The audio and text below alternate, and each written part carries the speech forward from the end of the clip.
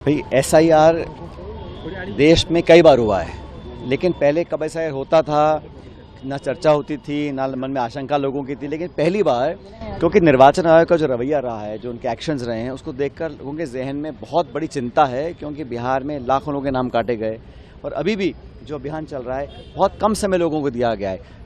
करोड़ों लोगों की वेरिफिकेशन करना, अपलोड करना। अभी इतने सारे राज्यों में BLOs कोई आत्महत्या कर रहा है, कोई कंप्लेन कर रहा है, इतना तनाव और प्रेशर उनके ऊपर डाला जा रहा है, तो ये संकेत है कि कुछ ना कुछ गड़बड़ी होने जा रही है। निर्वाचन आयोग को एक निष्पक्ष संस्था के रूप में काम करना चाहिए। पूरे प्रदेश देश में जहाँ जहाँ हम लोग कर सकते हैं पूरी कोशिश करें, क्योंकि वोटर लिस्ट का शुद्धिकरण करना ये काम इलेक्शन कमीशन का है, पॉलिटिकल पार्टी का नहीं है।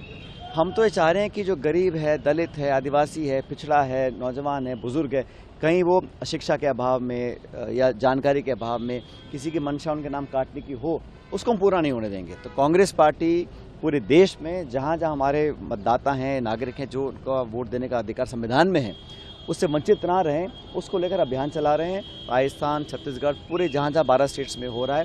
लेकिन देखने में आया है कि एक मकान में 100, 150, 200 नाम हैं, डुप्लीकेट नाम हैं, जो जिंदा है उनको मरा दिखाया गया है। जो सब प्रमाण के साथ राहुल जी ने कई बार ये प्रेस को भी दिखाया, देश को दिखाया है कि वोट चोरी हुई है, वोटर लिस्ट में गड़बड़ी हो रही है और इलेक्शन कमीशन के जो एक्शंस हैं वो संदिग्ध हैं।